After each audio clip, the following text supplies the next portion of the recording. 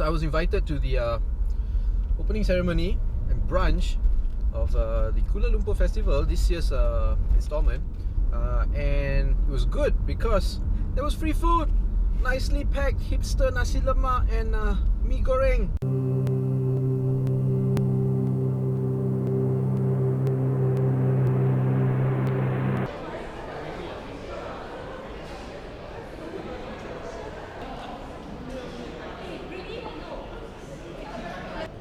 It's been a pleasure to put this together. Please enjoy yourselves, and if there are any shortcomings, accept our apologies. I hope you enjoy the weekend. Thank you.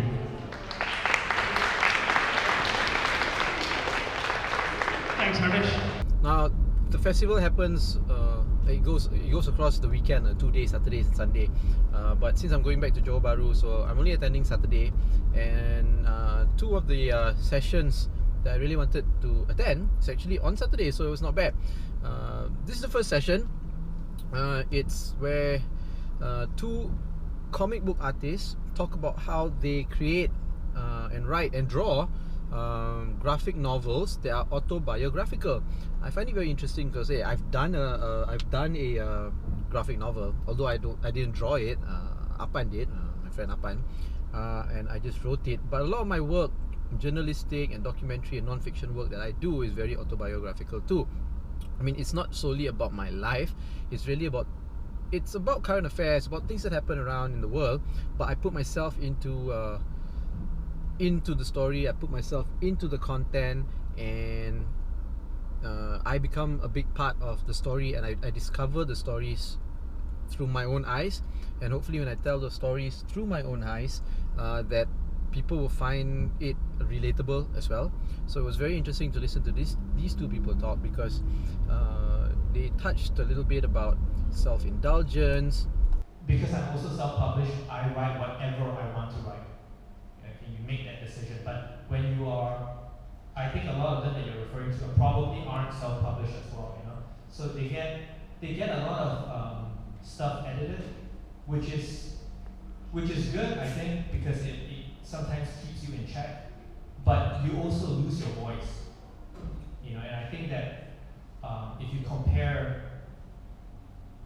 for example, the English language, you're not supposed to start a sentence with but or and, but I didn't care about that because that's how I spoke, you know. And I felt that if this was, I don't have to respect the language in this sense, as long as it carried the message.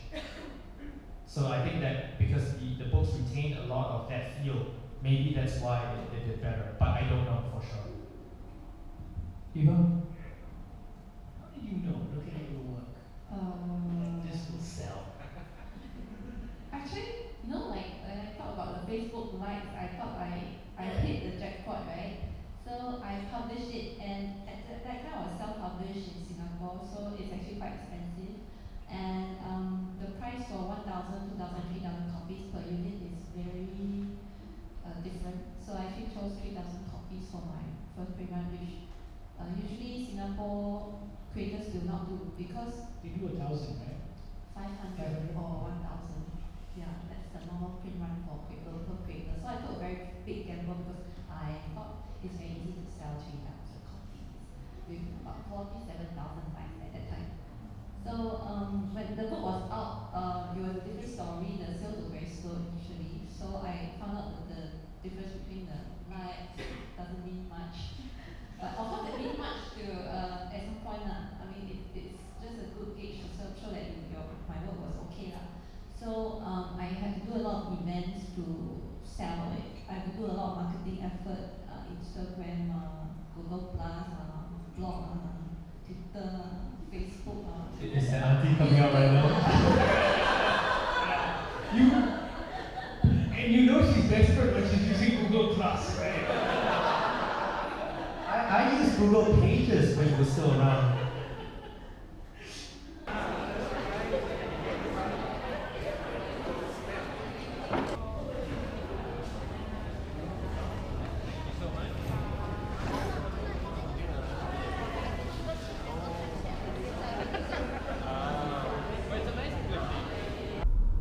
they talk a bit about being self-indulgent when they do their work.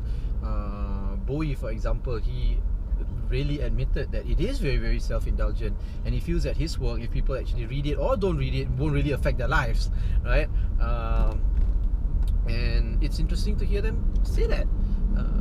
But I, of course, when I do my content, I do want the content to touch people's lives.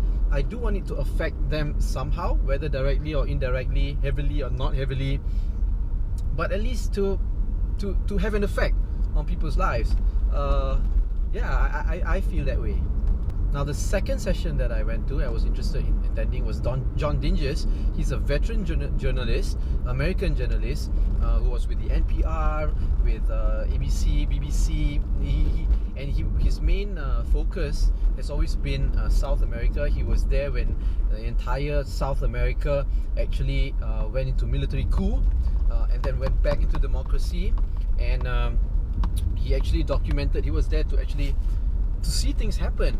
He was almost expelled, but then eventually he wasn't, and he saw how these countries then also progress into the democracies that they are right now. And it was interesting because Umar, who was the moderator, the session's called Journalism in Service of Democracy. So he gave his observations of how the development of journalism in Latin America and South America developed, and how that kind of played a role in the growth of democracy in that region. And it's somehow very, very much related to Malaysia, because Malaysia was the current situation in Malaysia was what Latin America was facing maybe 20 years ago.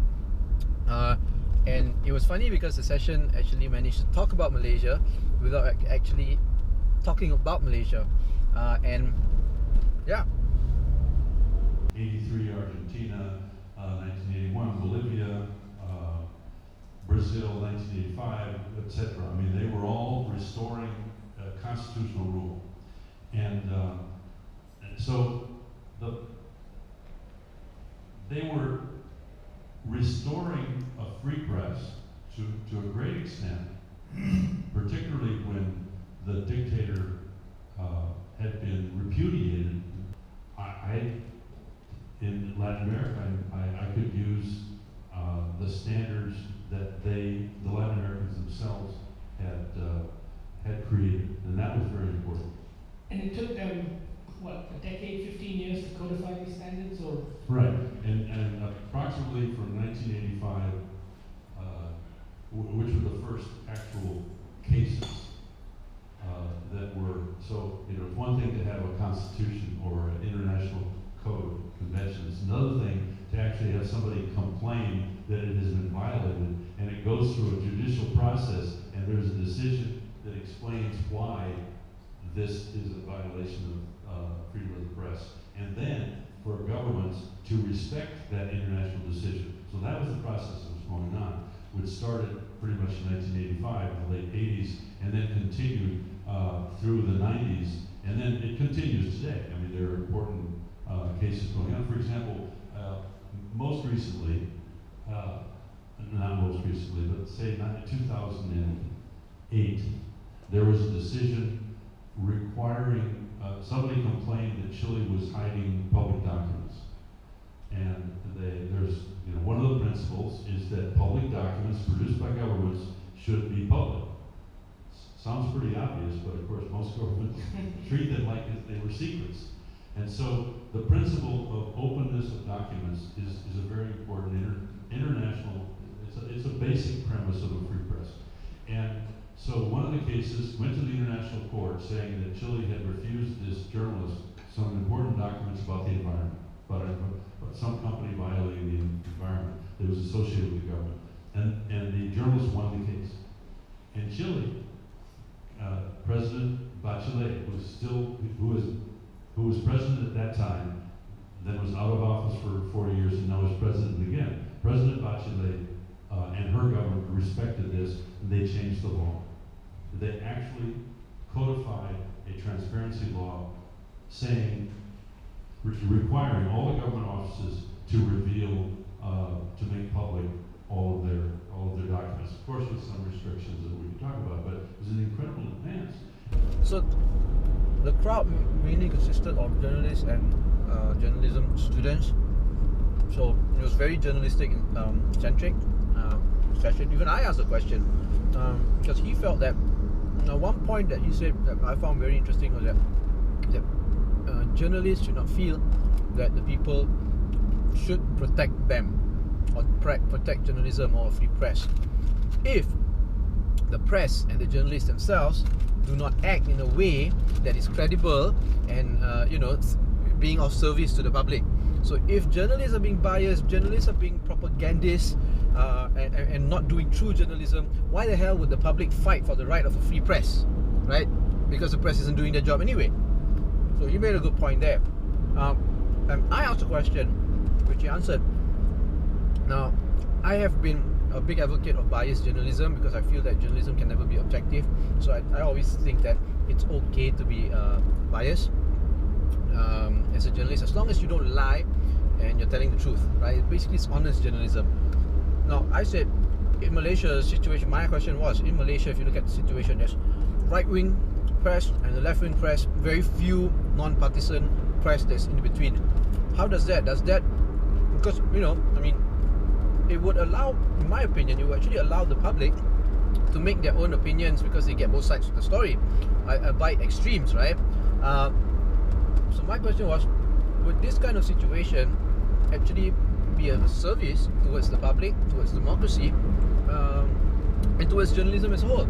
And he says, yeah, freedom of the press actually allows that. It means that everybody can have their opinions, whether it be right-wing extreme or left-wing extreme, right? But he feels that being non-partisan is also very important because then it doesn't polarize the voting public or the public in a certain country or in a certain society, right? Because if you do have a polarized press, you will have a polarized society, right? And you have to rally behind somebody, right? And you have to be very, very partisan just to get things done or to get your ideas across.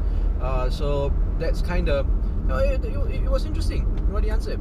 So overall, I think even though I can't attend the festival for the entire weekend, I can only attend for the first day, I got a lot out of it. I remember last year when we came for the festival, it was a whole family affair. My father was there, my entire family, mother, brothers, my kids, all, and they had a lot of activities. There were activities for children. My father was fanboying over Fuad Rahmat when he attended the panel discussions that were moderated by Fuad. It was a fun thing, and this year it looks like it's fun too, but a little bit smaller, but it's still fun.